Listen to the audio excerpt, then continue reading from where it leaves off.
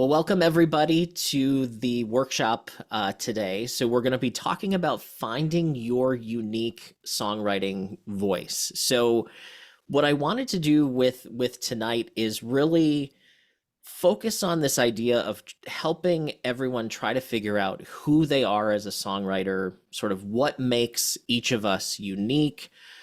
What are some of the things that we all sort of struggle with? What do we need to know to improve?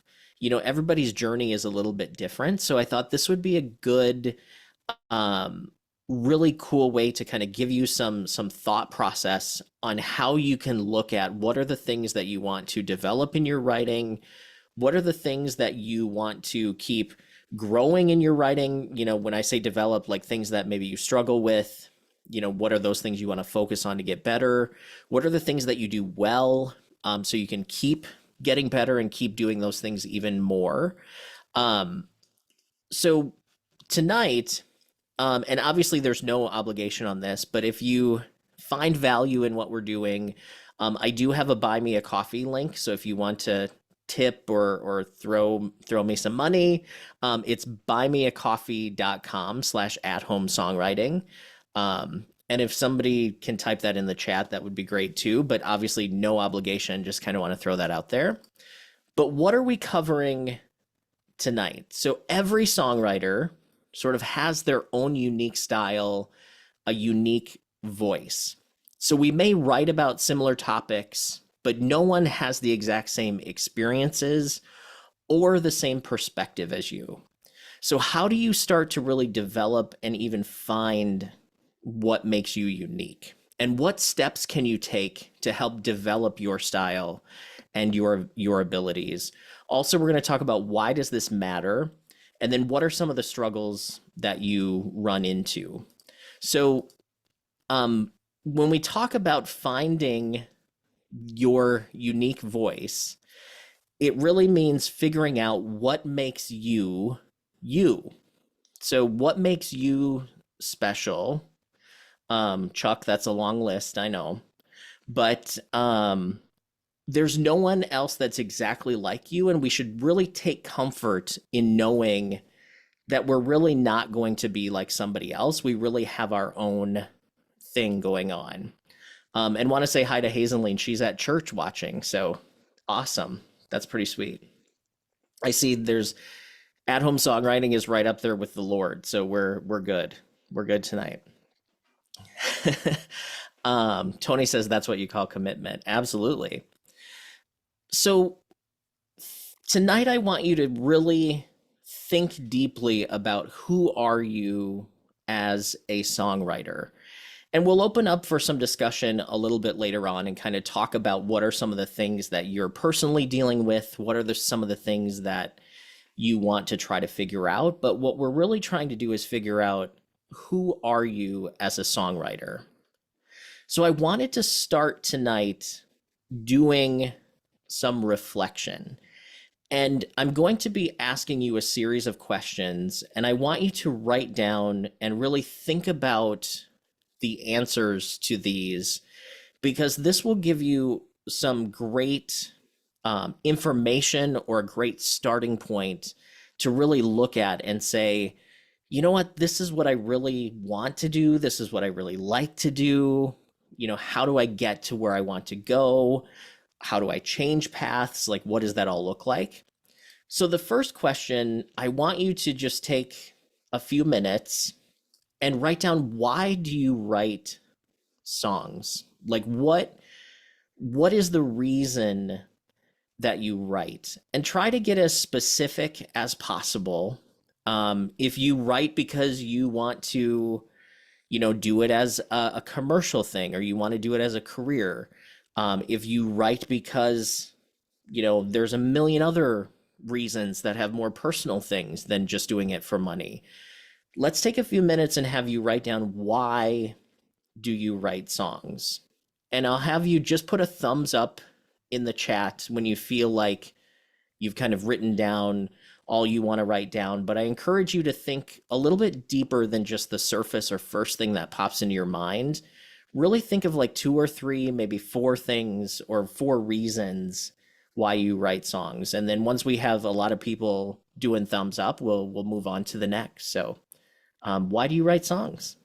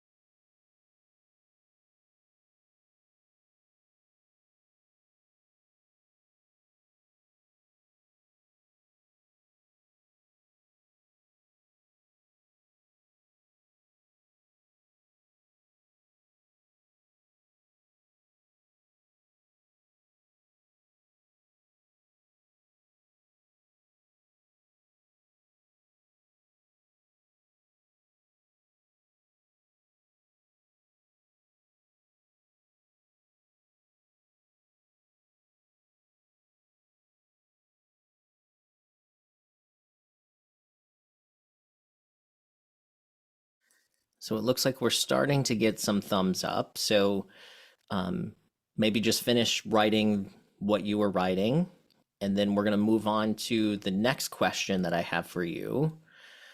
What are other songwriters that you admire, or who are other songwriters that you admire?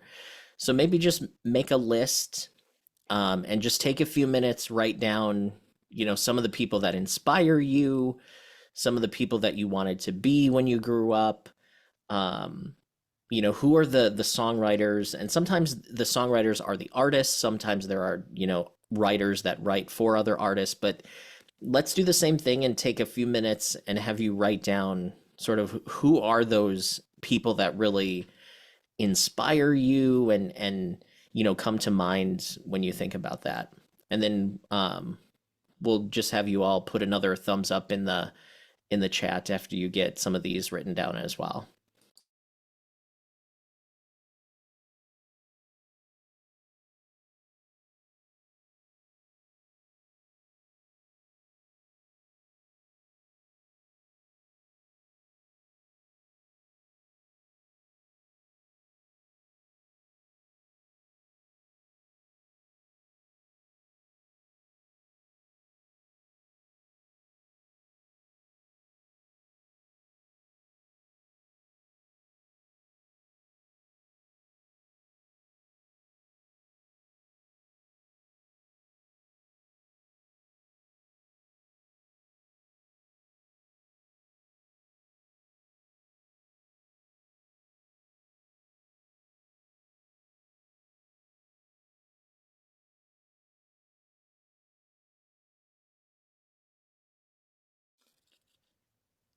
This one's probably one of the easier questions. I think everybody's doing thumbs up pretty fast on this one. We all kind of know our faves. Um, so next question then, as you're thinking about your influences, thinking about other writers, what is it about their work that made you pick them? And if you can get specific about, like, I really like their melodies, or I really like their lyrics, or, is there some kind of quality or attribute that really stands out to you, that made you pick them? Or it could be higher level too. It could be like just something that makes you, think about, like, this is who I really respect and admire. Um, and then let's do the same thing and take a few minutes and then just put some random emoji in the chat, when you feel ready after this one. So, what about those other people made you select them?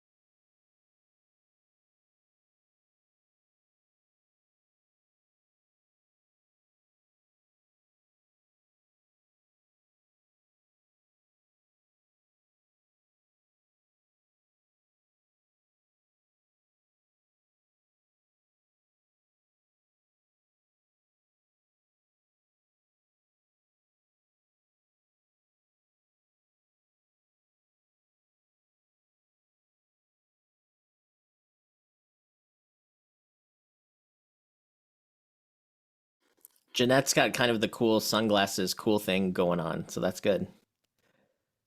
Tony's frozen. Awesome. So the next question, similar but different. What are the qualities in other people's work that you wish you had in yours? So, like, when you think of the people who you admire or the music that really moves you, what are the qualities that you wish you had more of in yours? And then post some emojis again when you get through that question.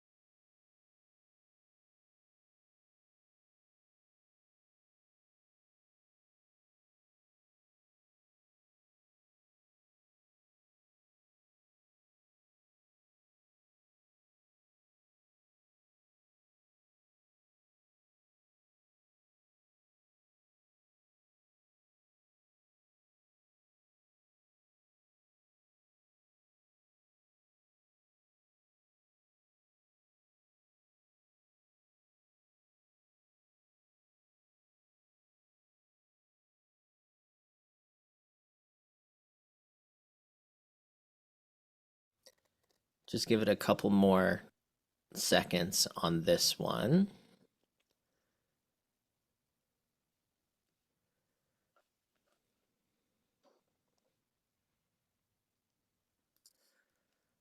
All right. So the next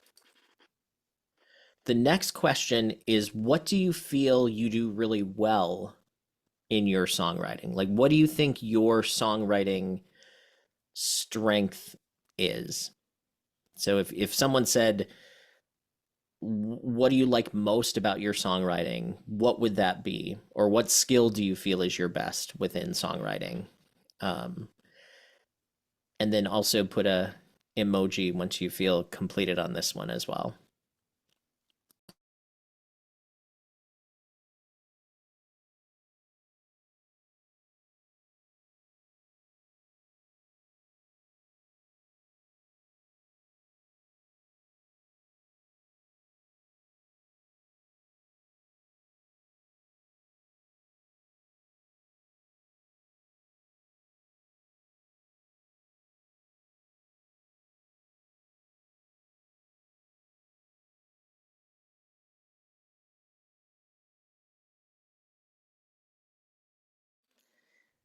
Jeanette, that looks a little naughty. um, awesome. So this question now, kind of the flip side of that, what do you feel is your songwriting weakest skill, and why do you feel like that's your your weakest part of your songwriting? So what do you feel like is, you know what, I'm not very good at that? Um, that's the next question.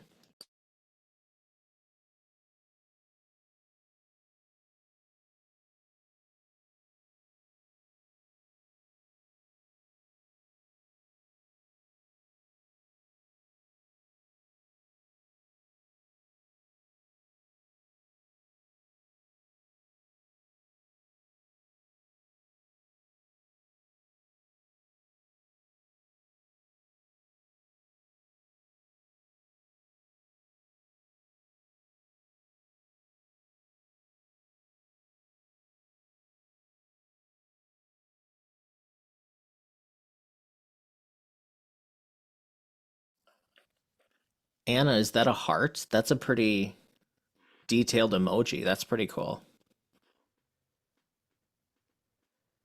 And Victor, are you drinking pickle juice? What are you drinking?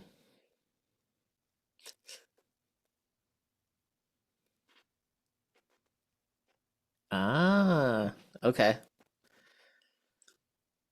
Dana's got the jack-o'-lantern. Jeanette has an alien. That's fun. So I want to kind of start talking a little bit now about some of the things that you answered to those questions. So as you think about where you're at, when you think about your influences, when you think about what you do well, this exercise is really good to do because it gives you a sense of what are the things that you want to work on in your songwriting, right? So a lot of times we don't want to work on necessarily the things that we do well because we sort of do them well already, right? So from a learning perspective and a development perspective, taking that list of saying, I wish my songs did XYZ or my influences do XYZ. And I think my weakest link is that those are the kind of like keywords or key things that you should really start to study more, and really think about how can you practice doing those things. Because I think as writers, we take the easy route sometimes and we really just do things the same way we've always done them because that's the easy way to do it. But I think the magic starts to happen when we look at what are the things we want to improve on and what are the things that we want to get better at. Thanks, Michelle. Yeah, my Prince t-shirt. I'm in Minneapolis, so hometown of Prince, so I had to show some of that. What are some things that some of you started thinking about as we answered some of these questions? Does it get your mind thinking at all about your own songwriting? Does it get you thinking about like, maybe I should spend a little bit more time on certain things? Like what are you feeling, or what are some of the thoughts that you have going on right now? And you can raise your hand and then I can call on you, or just speak up as well.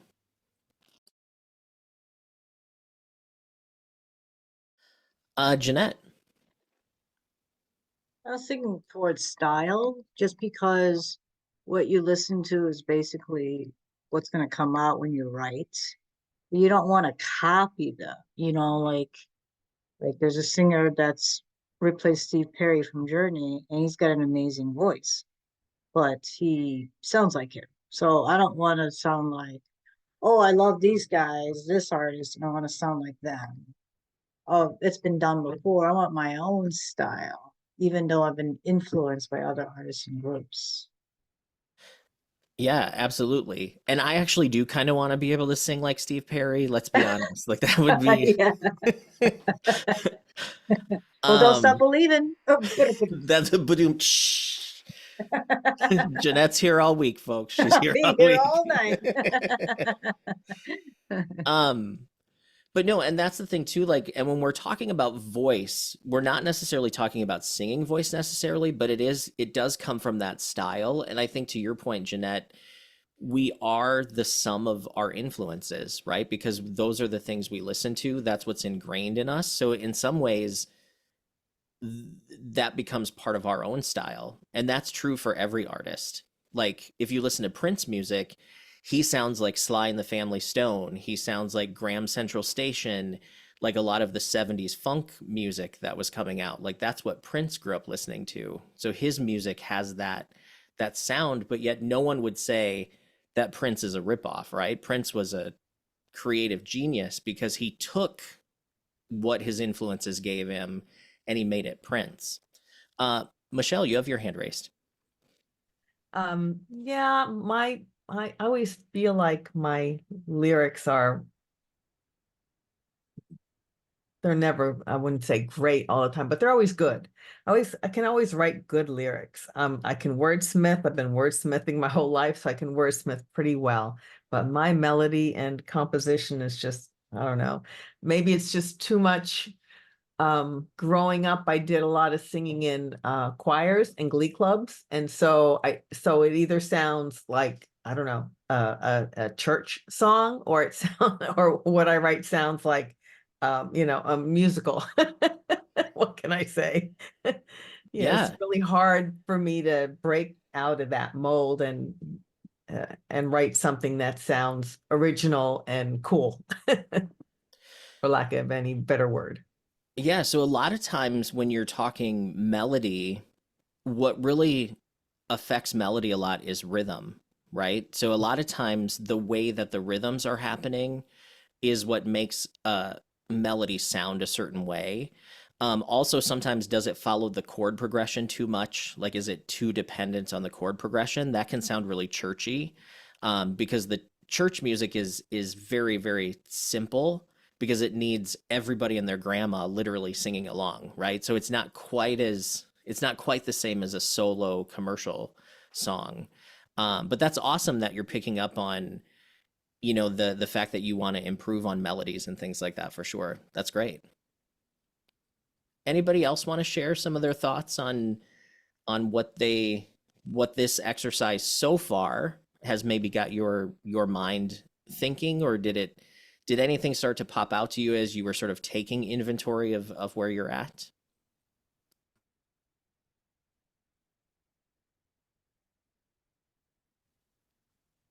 Patty? I have, since I started writing songs again, I typically have very long, complex lines for my lyrics.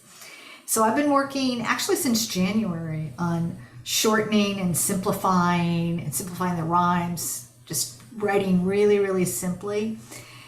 And it's the funniest thing is I have a group of friends, a songwriting group. They just love it. It's here. I had these lyrics that I just were so attached to, and I'm reading Paul McCartney's book Lyrics, and I'm looking at his lyrics, and I go, here I thought those were so profound when my sisters played those albums, and they were the silliest, goofiest lyrics. They're so simple, and there's so much repetition. I go, oh my gosh, I have a new model for how to write songs.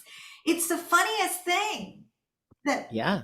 That's what I was missing. It's just a shorten and simplify, shorten and make it simple. Because what I wrote down is that I want lyrics, songs that people want to sing, that they can't help but want to sing it. Awesome. And that's a very different goal than I've had. So if you think about that as a goal, right? Like, what would make people want to sing it? Well, first they have to be able to sing it. I think that's why sometimes people make fun of like Mariah Carey, Celine Dion. It's like the average person can't sing like them, right? So a lot of times those are not sing-along songs, but you want it simple. You want it maybe a little bit more repetition. You want, a lot of just simple melodies, simple rhythms, those types of things. But that's a good goal. It's an antithesis of everything I'd been learning for the past 7 years. It's so funny that I go, oh, okay, I can just break all those rules. Yeah. The other thing too is a lot of times we get caught up in how lyrics and music work together. And we don't actually realize that a lot of what we feel isn't necessarily coming from the lyric. We underestimate the power that music has on the lyric. Because I've heard it said before that your lyric will never outright the emotion of your music. So if the way that the music makes you feel, your lyric won't be powerful enough to pull it in a different direction. So it's been said that a great melody will save a bad lyric, but a great lyric won't save a bad melody, which I think is very, very true. Awesome. Greg B. Or I guess Greg Badano. We have two Greg B's here. We got all kinds of Greg B's. I would say I'm in the same camp as Michelle in that I feel pretty confident in my lyric writing ability. But melodies, I struggle with melody and predictability in melody, I think. We listen to these songs that take you places, via these surprises, these chord changes that just, you feel in your heart. They're just so impactful. And so that's really that's my objective, to somehow tap into that. I typically, sometimes I write from chord progressions, And I don't know, I just, that's my goal, is to improve my melody and my music. Awesome. So kind of what you're referring to as well, Greg, is how lyrics and music work together in a certain way that just create that special something, right? Like on their own, maybe they don't do it, but when you combine them together, there's something that happens. And I think that's that concept, and this is Chuck's favorite word, that's prosody, right? So one of the ways that you can start thinking about how do I make my song communicate what I want it to communicate is thinking about how structure supports what you're saying. So are you using tension within chords where you could be using it? You know, because there are chords within each scale that there's stable chords and there's unstable chords. Within each scale, there's stable notes, there's unstable notes. You can use sort of the behaviors of sort of the notes and music as a whole to then support what you are saying. And when you use that tension and release, Pat Pattison would say motion creates emotion. And what tension does is it creates movement and it creates instability, which then connects with what you're saying. So really learning to experiment and see what options you have to make that happen is where sort of that magic lives, I think. Um, but yeah, great, Greg. Um, before we move on, anybody else want to share kind of their initial thoughts here tonight? Awesome. So before we go to sort of my advice on how you can start developing your voice, I found a video that I just found was very encouraging and inspiring to me. And I think it puts into perspective why a lot of us do this. And I think this was filmed during the pandemic. So it was like right when everybody was feeling ultra down and like in captivity. But Ethan Hawke, who is an actor, um, released a video called Give Yourself Permission to Be Creative. And I thought this would really help us as songwriters to really put into perspective what are we doing.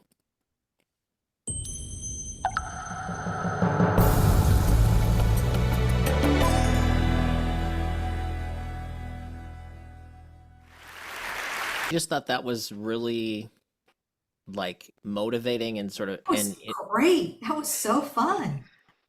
yeah, what did that say to you, or what came to your mind as you were thinking about it? Obviously, you're all here on a Wednesday night, um, we're all talking about something that we all love, songwriting. So Michelle in the chat said very impactful. JP said, wow. Tony staying up late. Yes. If I was up that late, Tony, I'd have to take tomorrow off. That's just how that's where I'm at in life.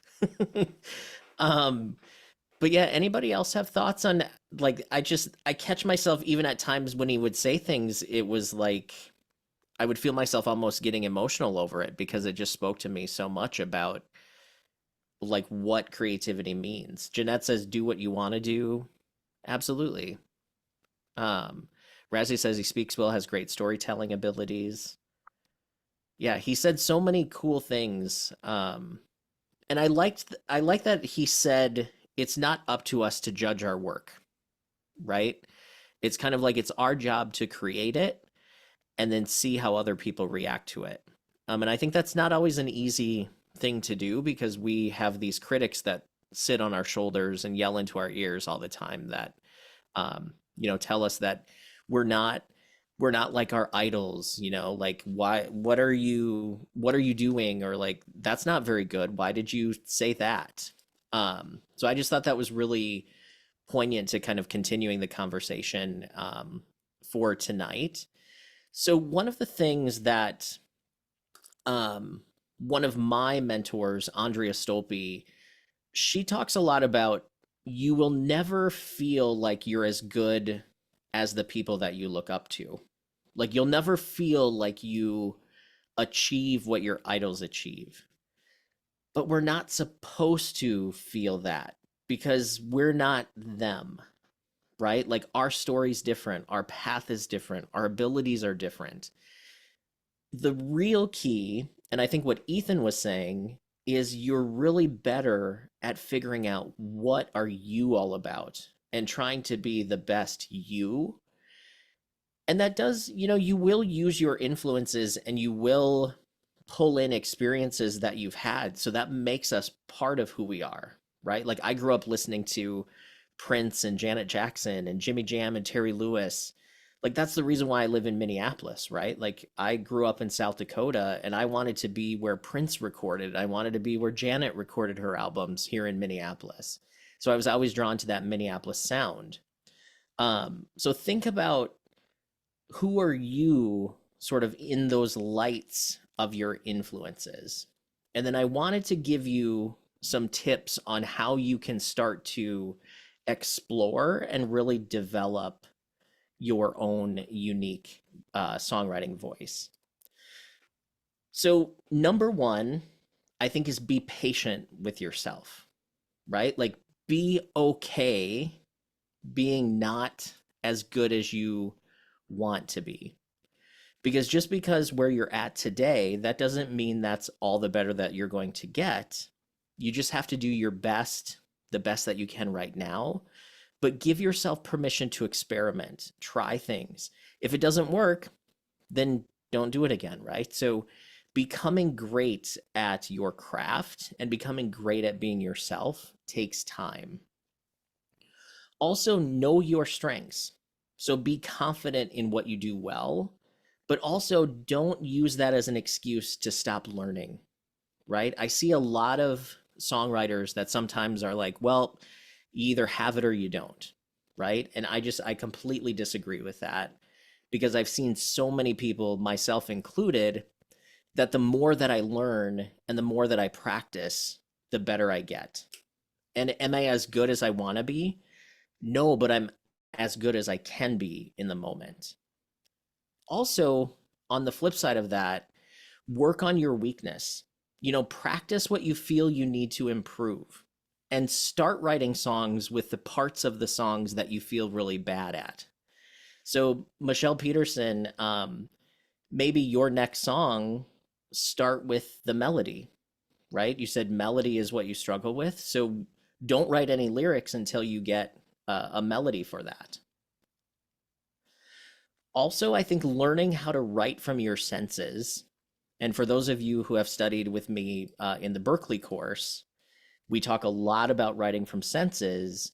And the reason for this is because if you can write from your senses, sight, sound, taste, touch, smell, movement, if you can do that, your memories will be able to trigger someone else's senses and their memories, and you'll be able to connect with each other.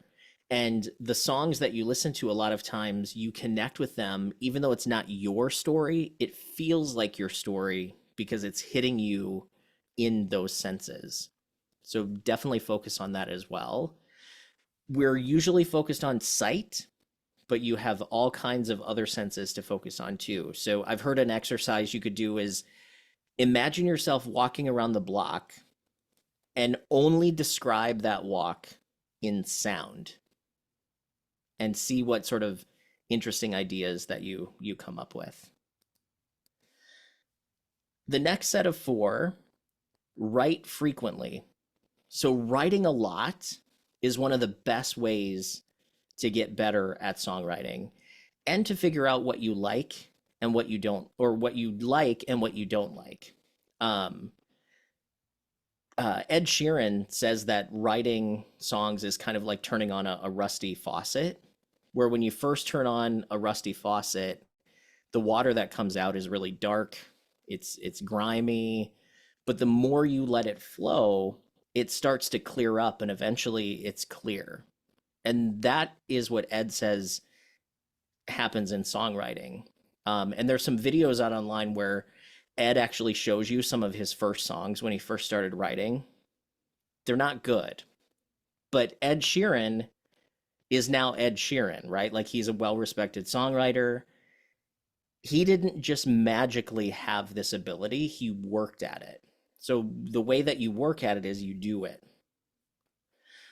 Also, I would encourage you to try to avoid cliches in your writing. So try to stay away from like heart skipped a beat, broken heart, you know, lost without you, you know, like all of these words that have been said so many times that they mean nothing because we've just become numb to them. So I'd encourage you to look at your songs and see if you can spot where there's lines that appear in a lot of other songs, and try to come up with something more creative or more deep within that same topic. Also, number 7, learn how to use metaphors. So metaphor is a comparison between two things. So it's a direct comparison, like this is that. You know, love is a fire. You know, the fire of love. Love's fire. Metaphor gives you the ability to let your listeners see things that are not concrete in a very concrete kind of way. Also, learn multiple songwriting techniques. So obviously you are all here, so that means that you want to learn and you want to try new things. So, but if you always write songs in a certain way, try to do it in a different way. Like maybe you always need your guitar when you write a song. Put it away. Don't even touch an instrument and write a song with just your voice and the lyrics. That trains your mind to become more creative, and you may discover different paths to a really cool place, right? I loved what Ethan said, that the path only exists when you take it, which I think that's a really cool metaphor. Some more is number 9, listen. So listen to different genres, listen to different artists, feed your brain a lot of information, because our minds are really good at taking in info and then later processing it, and then you never know how it's going to come out. A lot of us listen to the same type of music. We listen to the same 10 songs. We listen to the same 10 artists. Listen to other genres and see that there's a whole other world of music out there, and how can you incorporate that into your music? Also, set goals for yourself. You know, goals don't need to be, you know, I want to win a Grammy by the end of the year. Like that's probably not going to happen. It's possible, but not likely, right? But what if you just want to write one section every day? You know, maybe you give yourself a week and you say, I want to write a first verse every day this week. And then go back and look at, well, which ones did I really like? Are some there that, you know, maybe I can improve on, but what are the ones that really excite me? And then maybe the next week, try writing a chorus every day. And setting a schedule really has helped me with my writing. And when I say setting a schedule, I think some people think like I have to set an hour or 2 hours every single day and sit down and write. But it's as simple as maybe set 10 minutes every day, right? And say, today I want to find as many titles as I can in 10 minutes. Maybe tomorrow, write a chorus. You know, the dates on the screen are not lining up with where we are in the week, but maybe like the next day is write a verse. Next week is write a second verse, then write a bridge.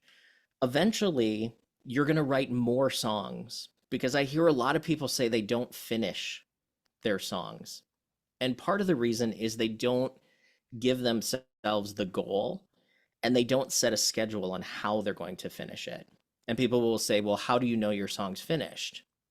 Well, there's a difference between finished and how you ultimately want it, right? So a song is finished, in my mind, when you have at least 2 verses, a chorus, and a bridge. You've got a complete song. Now, You could mess with it and change it, but you have a very physical end to what you're doing. And I think that's been helpful for me. Also, you don't want to stop at this, but a great way to learn is to imitate your idols. So really try to figure out, what is it that the people that you like, what do they do with their lyrics? Are they written in first person a lot? Are they written in second person? Are they third person? Are they written in concrete details? Are they written in emotional details? What are the rhyme schemes? How many verses do they have? What is the actual song structure? And use those as skeletons for your own songwriting. And the last four kind of tips that I have, and then we'll kind of open it up and before we move on, 13 is experiment. Just try it. You know, like if you think I want to write a song that has a, disco beat with a kazoo, just freaking do it, right? Like there's nobody stopping you. Just try it. You might actually have a ton of fun with it and actually, like, that's your new thing, right? Also, I think 14 is huge. Write about your experiences. And I should capitalize your, because a lot of times I see people writing about, like, oh, the first time I saw you, I fell in love and I knew we were going to stay together forever. And like they write these love songs that are totally BS, made up, not believable, because sometimes I know the people and there's no way that anyone would like them, right? But um but for writing from your experiences, that makes it so much more interesting because you have so many stories in your life that you can tell, right? Like, try to think of, like, what is some wacky advice that someone gave you? Write a song about it. What's a time where you felt scared? Write a song about it. Um, try to really tap into what happens to you and try to get out of making up stories all the time. Because when we make up stories, they can feel made up. And I think listeners sense when something isn't true. And within songwriting, you don't have to be factual to be true, right? So you can change the names, you can change what's happening, you can make it about somebody else, but it's really your story. But really try to stay true. Number 15, you're already doing this. Learn the craft. So learn from me, learn from other songwriting teachers, take Berkeley courses, take other songwriting courses. Like, never stop learning techniques, because none of us are telling you this is the only way to do it. We're just telling you this is something that you can try and see if it works for you. And then your own sort of style will develop from there. And then the last thing, we've already said it, but write frequently. So keep songwriting top of mind.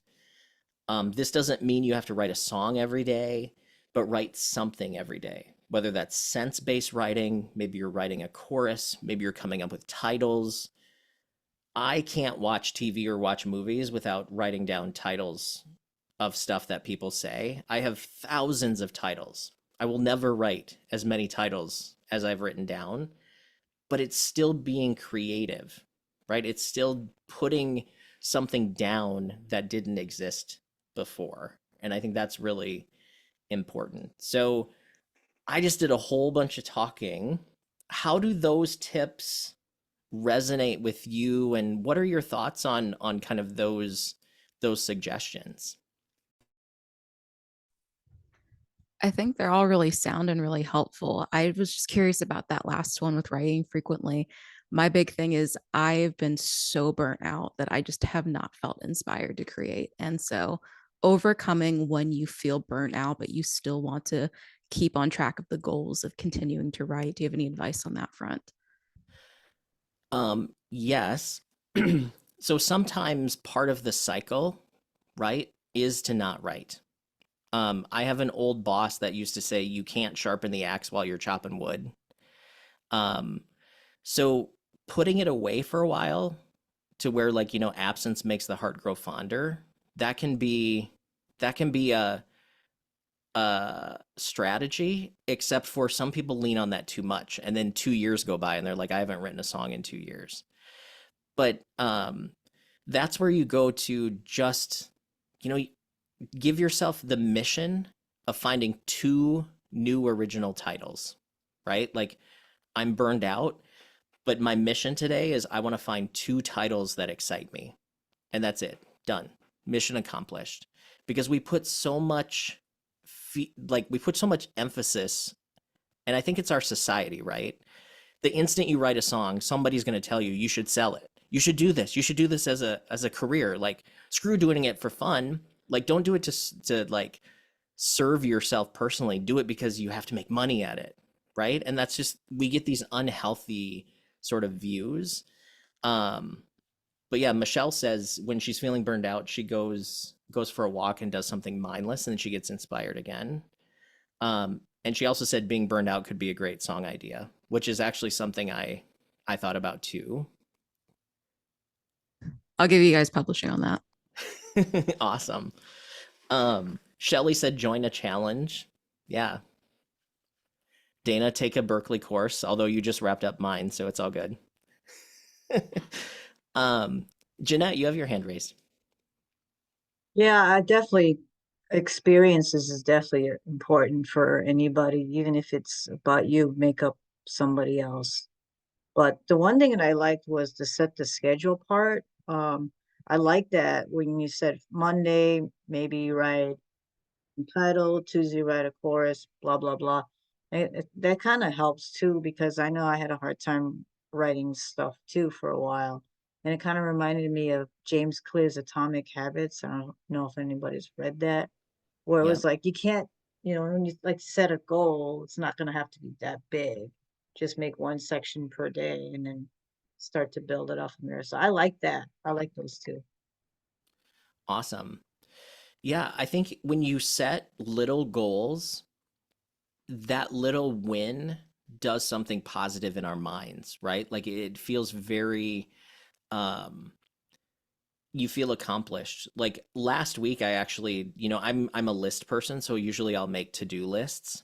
And one day last week I said, instead of making my to-do list that kind of stresses me out, I'm going to make a what did I get done list. And then that felt like, wow, I actually accomplished some things. I didn't worry about what I didn't accomplish. I celebrated what I actually did.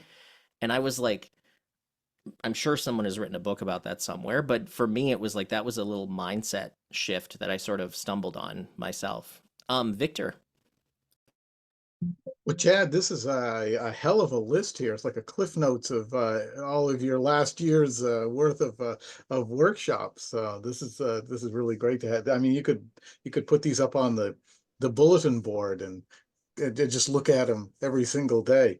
Back when you were asking way early on where we were in our processes and why we like to write. I mean, my answer was any day I don't write doesn't feel right to me.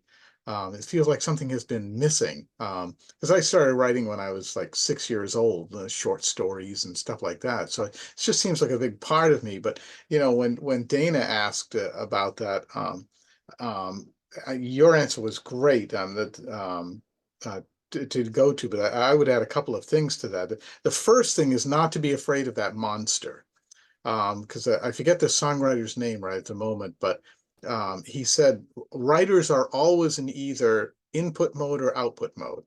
When they're in output mode, they're writing like crazy, cranking stuff out. When they're in input mode, they're gathering material for the next output mode. And that made me feel like, okay, if I had a day when I didn't write, don't let that seize you up, right? That's like losing all the oil out of your engine, is to start fearing that and start. I know Chuck is a writer's block atheist, and I'm coming around to his point of view on that. But I think you can really tie yourself into a knot over that. So what I do when I'm on input is not so much exercises, but I start listening like crazy. I just listen to a lot of things, and I love Spotify and all of that stuff, but I found really the radio is even better. There are a couple of stations up where I live here. And one I can't get anymore from where I moved was a college station down in Portland. I don't know how many new voices I learned from that station. There's another one I can just barely get on my car out here. It too is in Portland, but they play all kinds of things that I can't stand, but just sit there and listen to them anyway, because when after that song, I start to think, well, what did I not like about that song? And sometimes I'll come up with all kinds of things that are really great that they just didn't complete or didn't follow through on. And then that goes on my list. So that's how I recharge my batteries, is just listening and listening and listening. Awesome. I was curious, Victor, on the radio thing. Obviously, Spotify is kind of like a never-ending buffet of like whatever you want you can find. Do you think that there's something to the fact that someone had to curate what's on the airwaves? Oh, you're on mute.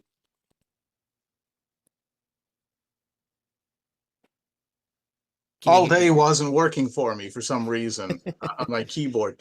Yeah, the best lists are the ones that just people are making up. My only problem with Spotify is that if you trust them too much, they're always trying to figure out what it is you want to hear more of.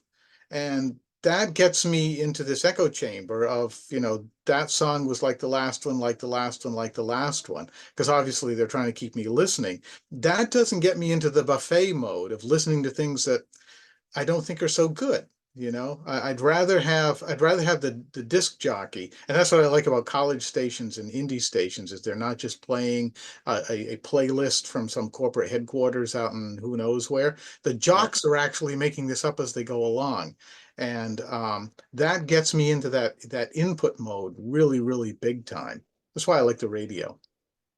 Awesome. In the chat, uh, David Powell had said a lot of the things that I mentioned resonate with him, and he said he believes he does a lot of them. He says what he struggles with is after he finishes writing something, weeks to months later, he realizes that it's unintentionally sounding too much like something that someone else wrote, and he wants to throw it out. My advice there is just because something sounds like doesn't necessarily mean that it is that, right? Like there's times where someone will say, I think my song sounds like whatever the song is, and then I listen to it, I'm like, I don't get that at all. But then there's other times where it's like, yeah, that sounds quite a bit like it. But then you just figure out how to change it, right? Like you just change maybe some chords or change the melody, like make it a little bit different. Um, but I think we all do that, and everything's been done before. So you will drive yourself insane thinking that you have to be 100% original. I mean, it's probably impossible. So don't try to be original. Try to be unique, is what I've heard the saying being, which I think is really good. Um, Michelle says she likes NPR and the NPR music playlist for finding new music. Um, and then Tony says using Spotify, haven't had to pay anything. Is that normal? Um, yeah, Spotify, you can use Spotify free for a while, or there's some functionality I think you have to pay for, but I don't pay for Spotify. I actually pay for YouTube Music. I actually like YouTube Music a lot. But Victor, to your point, the algorithm thinks that I want to hear every song like one that I just checked out for like 10 seconds, right? They're like, "Oh, now he likes this." And it's like, "No, I don't." Um, but it does create these playlists based on your taste, which is kind of fun. So like it'll say like my mix, and one will be like more country tinged. For me, I listen to a lot of 80s and 90s music, so there's one that's that. There's one that's like top 40, there's one that's more like indie pop on mine, but yeah, there's a lot of different ways that the algorithms work for Yeah, sure. and Chad, Instagram's algorithm is kind of interesting because they figured out that I like music, and so they're always throwing these artists at me, and many of them I've never heard of before, and it opens up a whole new universe to me. I love that. Yeah, Instagram's actually fun like that because if you do see an ad for like an independent artist, if you click it, Instagram will be like, "Oh, they're actually open to learning about independent music." So it will feed you more. So yeah, I've had that happen too. That's cool. And if you're on Instagram, you can see my sassy memes that I post. My Your Insta dogs, your and my dogs. dogs and my dogs, yes. My Instagram is North Loop Songwriter. Dana, were you going to say something? Just that your memes are straight fire. That's it. Awesome. Um, so the next thing I wanted to cover kind of goes along with what Dana was talking about. Maybe not quite the same, but there are times in our creative journeys where we feel discouraged, where we feel like things that we write aren't coming out the way we want them to. We look back at our work and we're like, oh, I don't like it. I've heard people say that if you look back on your work and you actually still like it, that means you may not have grown very much. So I think it's a good thing to be able to see your weaknesses in the past. But with the feeling discouraged thing, know that everybody goes through it. So like feeling like you can't write or like your writing isn't good, like everybody feels it. Like there's even some major label artists that have scrapped complete albums and they're like, I'm sure if we heard the albums we would be like, you are crazy, like that's probably pretty good. But we don't see our own growth in real time because we're too attached to what we do. So I found some sayings and different quotes to kind of encourage you to know that it's all just part of the process and it's kind of a numbers game. um I've heard people in Nashville say that you haven't really started writing songs until you've written over 100 songs, and I think there's some truth to that. um because until you've really written 100 songs you haven't really, you know, cleaned out the pipes yet, right? Like you haven't really figured out what works. You haven't really like tried and failed that much. So if you haven't written 100 songs and you're like, oh, I don't know if I'm very good, just set your goal to be like, you know what? I'm writing songs, I'm learning, and I'm going for my 100, right? And then you can feel like, cool, I've written 100 songs. Now let's start writing. From the artist's way, if those of you are familiar with Julia Cameron, she has a book and kind of a, I guess it would be called kind of a process, or I mean, or like a program. It's like a 12-week program, but the artist's way is really about creativity and developing sort of your ability to be free within your creativity. And she ties it to sort of connecting to either Christianity or like if you're more spiritual. But her saying is, great creator, I will take care of the quantity, you take care of the quality. So take some pressure off yourself and just know that you just work and do the work and eventually something good will come out. Pat Pattison says 90% of everything you write isn't your best 10%. And I think that's true. If you want more 10%ers, you have to write more 90%. Dory, you said the morning pages have unstuck your writing several times. That's awesome. So morning pages, for those of you, Julia suggests writing 3 pages of anything that pops into your mind right away in the morning, because it creates your mind's ability to sort of flush out anything that's on your mind, but it also gets you in the habit of creating every single day. Also, from the artist's way, she says the great creator loves creativity. It's our job to create, but it's not our job to judge. So create it, set it aside, don't worry about what happens with it. Your success is the fact that you created it at all, which I think is great. From the book Big Magic by Elizabeth Gilbert, she has it's a great book as well if you haven't read it. But she said, announce to yourself and the world that you're here to chase your passion, regardless of the rejections and the reactions. Being authentic is more important than being original, and the latter always follows the former. So don't worry about starting out, just get going. And I think that's really encouraging for me personally, is to really just focus on making stuff and being yourself and sort of let everything kind of work out the way that it does. So when we talk about songwriting evolution, then, change comes in such small pieces that we don't notice right away when we're evolving. So the way that you kind of try to get out of your own way is try to write on a consistent basis. And if you are writing on a consistent basis, you will be changing whether you actually feel it or not. But it's kind of one of those things where, do you ever look back at old pictures of yourself and you're like, wow, I look really good. But then you think back to that moment, and when that picture was first taken, you're like, you thought you looked horrible. And now you look back and it's like, I didn't look as bad as I thought. You know what I mean?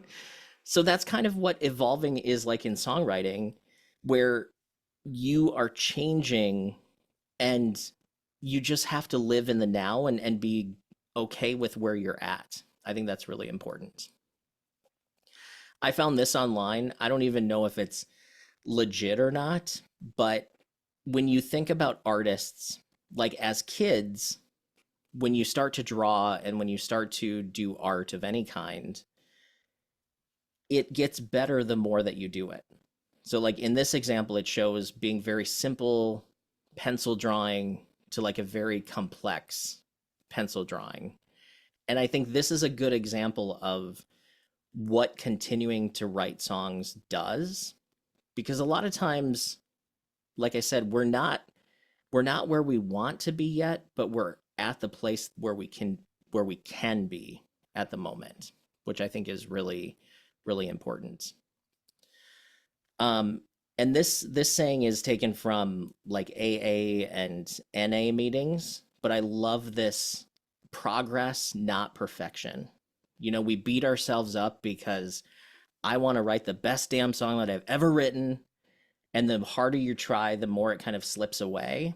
So it's not about the perfection part of it. It's about the process and the progress that you make.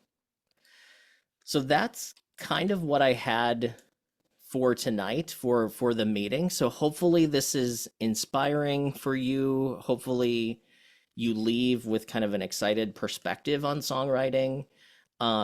Any final thoughts that any of you want to share about what we've gone over tonight?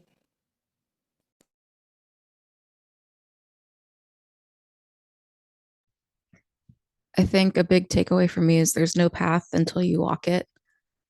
Because sometimes we can feel like, oh, I wish I was at a different place than I am. But looking back, like you were saying, like reflecting with that pencil piece, it's like, you might have come a lot farther than you actually have. It's just really relevant to me because I literally turned 30 next week and I'm like, I'm not where I expected to be. You know what I mean? So it's been definitely helpful for me. So thank you. Awesome. Yeah, you're welcome. Yeah, and 30 was an easy one for me. For some reason, when I hit 35, that was when I felt some pressure, but now I'm well beyond that, so it doesn't matter. Jay, you had your hand raised. Hey, brother. I just wanted to say great workshop as per usual, and a lot of things really, really translated to different parts of my life. So it's given me quite a bit to reflect on. And yes, progress, not perfection, is definitely something that I can get my jaws locked on like Cujo. But I appreciate it, and great work. Good metaphor, Jay. That was great. Yeah, thank you. Shelley, you have your hand raised.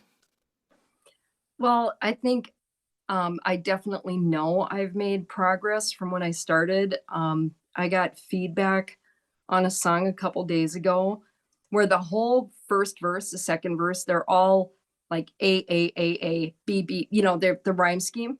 But in the chorus, I rhymed sweet with beach. And this guy said, you know, maybe you should find a word that ends in ch so it rhymes better with beach. And I was like, no, you have no idea how much this is progress, because it's not a perfect rhyme. And so I just felt really good about being able to say thank you for the suggestion, but I'm actually trying to not do that on every line. So that is huge when we can, like you said, can you see progress? Yes. And just in a Yeah. moment like that. So I was going to say, Shelley, that is a very good, that's a very good rhyme. That's an assonance rhyme. You have the T sound and the ch sound. They're from different phonetic families.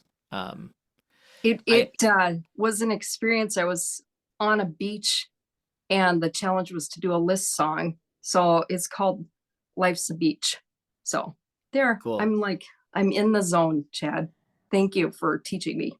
Well, you're welcome. Thanks for coming along for the ride. That's awesome. That makes my night. Yeah. I do have to say that there are some rhyme purists that think that it's not a rhyme if it's not a perfect rhyme. But I mean, to me, I think perfect rhyme just sounds really cheesy, like 9 times out of 10. So I actually write very few perfect rhymes in my own writing because I like to be a little more conversational. And there's really only so many words that rhyme with heart. Let's be real, like perfect rhyme. So I do have to comment that I was reading the negative reviews of Pat Patterson's book, Writing Better Lyrics. And I teach Pat's class with Berkeley. So like I live and breathe Pat Patterson, right? And there was some guy who went off on Pat because he was trained that you're a lazy songwriter if you don't use perfect rhyme. And he just thought Pat was just corrupting this whole world of songwriters. They're just all lazy and not creative. And I'm like, you didn't read the book. You didn't read the book, because that's not Pat's point at all. There's a time and place for every tool. So yeah, but that's funny. That's awesome, Shelley. I love that. So that's it for tonight. For those of you who are around Saturday morning, I'm going to be teaching a writing verses workshop. So hopefully we'll get to see some of you again, kind of getting a twofer this week, which will be fun. Tony says, just stick perfect rhyme with a 1-5-6-4 chord progression and you must be a perfect songwriter. Yeah. I mean, if that's the emotion that you're going for, go for it. You know, there's millions of ways to write songs, and it all comes down to, does it say what I want it to say? And that's the most important thing. So Shelley, I love that you stood your ground. Tony, I know that was a joke. Awesome. Well, everybody, this was fun. I definitely appreciate you all. Like I said, if you do want to, no obligation or anything, I know that Greg put in the chat my link to buy me a coffee. I'm going to post it here again. Whoops. There we go. I think that should work. Well, everybody, thanks so much for hanging out on a Wednesday. This was fun, and I will see most of you on Saturday. Thank you, Chad. Bye, everybody. Thanks, Bye. Chad. Bye.